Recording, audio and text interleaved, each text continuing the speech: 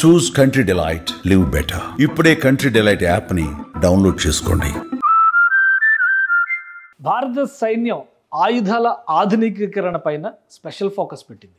ఏదో రోబో సినిమాలో చూసినట్టుగా రోబోటిక్స్ని ఉపయోగించి యుద్ధం చేయడం సాధ్యమా అంటే ఇప్పుడు అవుననే సంకేతాలు చాలా స్పష్టంగా కనిపిస్తున్నాయి. అధునాతనమైనటువంటి ఏఐ టూల్స్ని ఉపయోగించడం ద్వారా అన్మ్యాన్డ్ సర్వైలెన్స్ని ఏ విధంగా చేయాలనేటువంటి అంశం పైన ఇండియన్ ఆర్మీ ఫోకస్ పెట్టింది. ఇండియన్ ఆర్మీ అవసరాలకు తగ్గట్టుగా దేశీయంగా మేక్ ఇన్ ఇండియా స్ఫూర్తితో ఆయుధాల తయారీ కూడా జరుగుతుంది. ఇదే స్టైల్లో ఇప్పుడు ఇండియన్ ఆర్మీలో ఒక స్పెషల్ టెస్ట్ జరుగుతుంది, ఏఐ మిషన్ గన్. ఒకవేళ ఇది గనక ఇంప్లిమెంట్ చేస్తే సరిహద్దుల్లో గస్తీ కాసేటువంటి సైనికులకి అత్యంత ఉపశమనం లభించేటువంటి చర్యగా డిఫెన్స్ ఎక్స్పర్ట్స్ చెప్తున్నారు. అసలు ఏంటి స్పెషల్ టూల్స్, ఎవరు తయారు చేస్తున్నారో ఒకసారి విశ్లేషించేటువంటి ప్రయత్నం చేద్దాం. భారతదేశానికి సంబంధించి ఆపరేషన్ సింధూర్ తర్వాత పెద్ద ఎత్తున చర్చ జరిగింది. లేథల్ అటానమస్ వెపన్స్ సిస్టమ్ లాస్ పేరుతో Delhi based BSS advanced technology సంస్థ ఈ వెపన్ని తయారు చేస్తుంది. సరిహద్దుల్లో దీన్ని మోహరిస్తారు. దీన్ని సెన్సార్స్ తోటి, అంటే హ్యూమన్ ఇంటెలిజెన్స్ ఉండేటువంటి సెన్సార్స్తో అనుసంధానిస్తారు. టార్గెట్ పెట్టినటువంటి ప్రాంతాలు ఆ రేంజ్కి తగ్గట్టుగా ఆయా ప్రదేశాల్లో కనుక హ్యూమన్ మూమెంట్ ఉన్నా లేదా ఏదైనా కానీ జీవుల కదలికలు ఉన్నా కానీ వెంటనే ఇది అలర్ట్ చేస్తుంది. అలర్ట్ చేసినటువంటి ప్రాంతాన్ని మాన్యువల్గా పరిశీలిస్తారు. ఎందుకంటే ఆటోమేటిక్ ఫైరింగ్ అనేటువంటి ఆప్షన్లోకి వెళితే అక్కడ సాధారణ పౌరులు వచ్చినా కానీ ప్రమాదం సంభవించేటువంటి అవకాశం ఉంటుంది. కాబట్టి దీనికి సెకండ్ పాయింట్, చెక్ పాయింట్ కింద వచ్చినటువంటి అలర్ట్ని సైనికులే పరిశీలించి అక్కడ చర్యలు తీసుకోవచ్చా లేదా అనేటువంటి అంశాన్ని ఇండికేట్ చేస్తారు. ఇది బిఎస్ఎస్ అడ్వాన్స్డ్ టెక్నాలజీ సంస్థ, ఢిల్లీకి చెందినటువంటి సంస్థ. ఇది మేక్ ఇన్ ఇండియా స్పిరిట్లో భాగంగా తయారు చేస్తుంది. సో ఇక్కడ 3D డిటెక్ట్ అని చెప్పని, డిటెక్ట్, డిసైడ్, డిస్ట్రాయ్ దీని క్యాప్షన్ అది. ఒకసారి డిటెక్ట్ చేసిన తర్వాత అలర్ట్ చేస్తుంది. ఆ అలర్ట్ చేసిన దాన్ని ఓకే అని కన్ఫర్మేషన్ వచ్చిన తర్వాతే టార్గెట్ ఫిక్స్ అవుతుంది. అంటే మనం ఇప్పుడు కీబోర్డ్ వారియర్స్ గురించి మాట్లాడుతూ ఉంటాం. కీబోర్డ్ పట్టుకొని ఏది పడితే అది కొట్టేవాళ్ళు. కానీ ఇక్కడ ఈ కీబోర్డ్ వారియర్స్ ఎలా ఉంటారంటే ఒక్కసారి డిటెక్ట్ అయిన తర్వాత డిసైడ్ చేశారంటే కనుక, వీళ్ళు కమాండ్ ఇచ్చారంటే కనుక అవతల టార్గెట్ ఈ విధంగా తుత్తినీలు అయిపోయేటువంటి అవకాశం ఉంటుంది. సో ఆల్రెడీ వీటి టెస్టింగ్ జమ్మూ కాశ్మీర్లో ఎక్కువగా హై రేంజ్ మౌంటైన్స్ పైన సర్వైలెన్స్ జరుగుతూ ఉంటుంది. కాబట్టి ఈ విధంగా వాటిని ఇంటిగ్రేటెడ్ సిస్టమ్స్గా భారత డిఫెన్స్ మినిస్ట్రీ ఇచ్చినటువంటి క్లియరెన్స్ తర్వాత బిఎస్ఎస్ సంస్థ వీటిని టెస్ట్ చేస్తుంది. ఇదే కాదు, మరొక ఆసక్తికరమైనటువంటి ఆయుధాన్ని కూడా బిఎస్ఎస్ సంస్థ తయారు చేసింది. ప్రధానంగా మన జవాన్లు, మన సైనికులు, మన సోల్జర్స్ ప్రాణాలను కాపాడేటువంటి వ్యవస్థగా ఇది ఫ్యూచర్లో మారబోతుందని చెప్పని బిఎస్ఎస్ సంస్థ చెప్తుంది. ఈ సంస్థకి సంబంధించినటువంటి మరొక ఆయుధాన్ని జమ్మూ కాశ్మీర్లో ప్రయోగిస్తున్నారు, పరిశీలిస్తున్నారు. సో దీనికి సంబంధించినటువంటి విషయాన్ని కూడా మనం ఒకసారి చూద్దాం. ఇది లో ఆల్టిట్యూడ్ హై ఎగ్జిలిటీ డ్రోన్ ప్లాట్ఫామ్ పైన ఉపయోగించేటువంటి లో ఫ్లయింగ్ టాక్టికల్ డ్రోన్ వార్ఫేర్ ఇది. సో ఇంటిగ్రేట్ చేస్తారు. ఇది అసాల్ట్ రైఫిల్తో డ్రోన్ ఇంటిగ్రేట్ చేస్తారు. అసాల్ట్ రైఫిల్ అంటే మామూలుగా మనకు తెలిసిందే ఒక ఫైరింగ్ గన్ లాంటిది.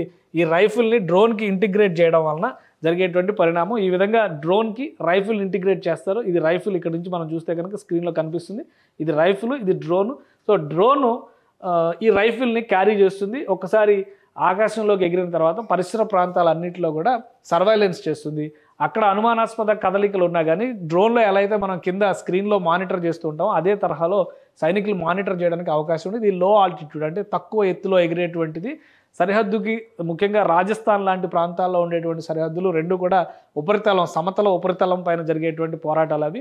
అవతల వైపు నుంచి చూసి జరిగేటువంటి వాటిని పర్యవేక్షించాలంటే కొంత ఎత్తులోకి వెళ్ళి పరిశీలించాల్సి ఉంటుంది. సో ఆ సమయంలో ఈ వెపన్ పెద్ద ఎత్తున ఉపయోగపడుతుందని చెప్పని బిఎస్ఎస్ సంస్థ చెబుతుంది. డ్రోన్తో ఇంటిగ్రేట్ చేయడం వల్ల అక్కడ కనిపించినటువంటి దృశ్యాన్ని టార్గెట్ చేస్తే ఈ విధంగా ఫైర్ చేయడానికి కూడా అవకాశం ఉంటుంది. కేవలం మనం షూట్ చేస్తాం, ఈ షూట్ కాదు, వీడియో షూట్ కాదు, ఏకంగా ఇక్కడ షూట్ చేస్తే ఎగిరిపోయేటువంటి అవకాశం ఉంటుంది. సో ఈ రెండు వెపన్స్ని కూడా బిఎస్ఎస్ సంస్థ తయారు చేసింది. ప్రిలిమినరీ టెస్ట్లన్నీ కూడా క్లియర్ అయినాయి. వీటిని డిఫెన్స్ మినిస్ట్రీ క్లియర్ చేసింది. సో ప్రాక్టికల్గా ఇది ఏ విధంగా పనిచేస్తుంది అనేది ఫీల్డ్లో టెస్ట్ చేయాల్సినటువంటి అవసరం ఉంది. కాబట్టి అక్కడ ప్రస్తుతం ఈ టెస్టింగ్స్ జరుగుతున్నాయి. జమ్మూ కాశ్మీర్లోని వివిధ ప్రాంతాల్లో 2-3 క్షేత్రాల్లో వీటికి సంబంధించినటువంటి టెస్టులు జరుగుతున్నాయి. ఈ టెస్టులు కనుక సక్సెస్ అయితే బిఎస్ఎస్ సంస్థ తయారు చేసినటువంటి ఈ వెపన్స్ని ఇండియన్ ఆర్మీలోకి అనుమతించేటువంటి అవకాశం ఉంటుంది. బిఎస్ఎస్ సంస్థ బ్యాక్డ్రాప్ ఏంటి? డిఫెన్స్ రంగ ఎక్స్పర్ట్స్గా ఉన్నటువంటి కొంతమంది ఔత్సాహికులు భారతదేశం ప్రారంభించినటువంటి మేక్ ఇన్ ఇండియా స్పిరిట్తో బిఎస్ఎస్ అడ్వాన్స్డ్ టెక్నాలజీస్ పేరుతో ఈ సంస్థని స్థాపించారు. Bharat supply and support advance technologies దీని ఫుల్ ఫామ్. ఈ ప్రైవేట్ లిమిటెడ్గా ఇది ఆవిర్భవించింది. Has been incorporated to undertake research, design, develop, manufacture, assemble and test advance next generation technologies and equipment. So ఇది వీళ్ళ టార్గెట్. రాబోయేటువంటి జనరేషన్స్లో మనం ఏఐ టూల్స్ వచ్చిన తర్వాత యుద్ధాల తీరే మారిపోతుందని చెప్పి అనుకుంటాం కాబట్టి దాన్ని ముందుగానే వీళ్ళు ప్లానింగ్ చేస్తారు.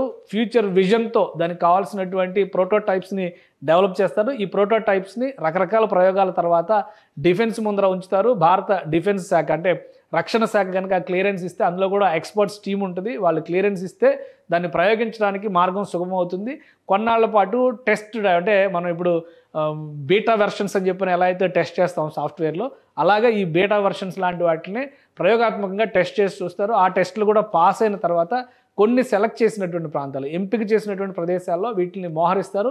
రిజల్ట్స్ బాగుంటే కనుక కాశ్మీర్ లాంటి చోట్ల, ఎత్తైనటువంటి ప్రాంతాల నుంచి టార్గెట్స్ని చూడాల్సినటువంటి చోట్ల, ముఖ్యంగా సియాచిన్ లాంటి చోట్ల, మనుషులు ఉండలేనటువంటి వాతావరణం ఉన్నటువంటి ప్రదేశాల్లో వీటిని డిప్లాయ్ చేయడం ద్వారా మళ్ళీ వాటిని అందులో ఆల్రెడీ టార్గెట్ డిసైడ్ ఆ తర్వాత డిస్ట్రాయ్ అనేటువంటి కాన్సెప్ట్ ఇచ్చారు కాబట్టి ఒకసారి కనబడిందంటే దాన్ని మళ్ళీ డిసైడ్ చేసి మాన్యువల్గా కమాండ్స్ ఇచ్చిన తర్వాత అటాక్స్ జరుగుతాయి. అలాంటి ఎక్విప్మెంట్ని ఈ సంస్థ తయారు చేస్తుంది. ఇది ఒక స్టార్టప్. ఒక రకంగా చెప్పాలంటే it has been established under the startup India initiative of the government of India. So ఇందులో చాలామంది ఐఐటిఎన్స్ కానీ డిఫెన్స్ రంగ ఎక్స్పర్ట్స్ కానీ వీళ్ళందరూ కూడా వర్క్ చేస్తున్నారు. ఈ ప్రొఫైల్ అంతా కూడా చూస్తే కనుక founder, promoters, directors and majority shareholders of BSS advance technologies are possessing rich experience, expertise and in depth knowledge in this domain. So ఈ రక్షణ రంగ వ్యవహారాలకు సంబంధించినటువంటి ఉత్పత్తుల్లో వీరికి అత్యంత నైపుణ్యం, అనుభవం ఉంది కాబట్టి ఈ వ్యవస్థలను ఏర్పాటు చేసినట్టుగా చెప్తున్నారు. రకరకాల సర్వీసెస్ కూడా ఇస్తున్నారు.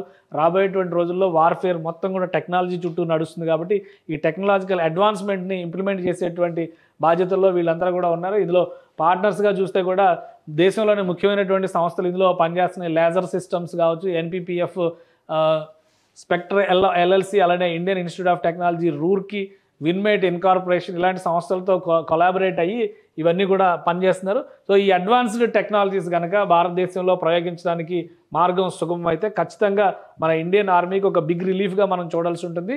ముఖ్యంగా మానవ నష్టం, ప్రాణ నష్టం జరగకుండానే దేశంలో కీలకమైనటువంటి ప్రాంతాలని సర్వైలెన్స్లోకి తీసుకొచ్చేటువంటి వెసులుబాటు ఈ బిఎస్ఎస్ అడ్వాన్స్ టెక్నాలజీస్ కల్పించబోతుంది.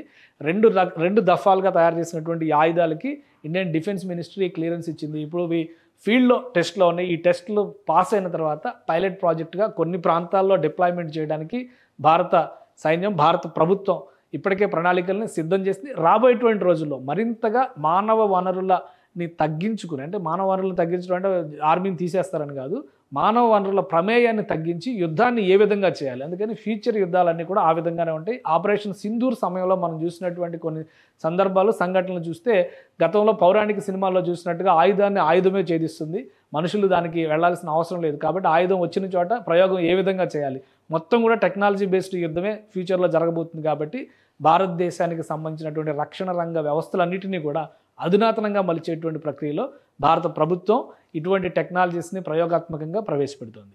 సుమన్ టీవీలో మీ పర్సనల్ అండ్ బిజినెస్ ప్రమోషన్స్ కోసం కింది నెంబర్కి కాంటాక్ట్ చేయండి.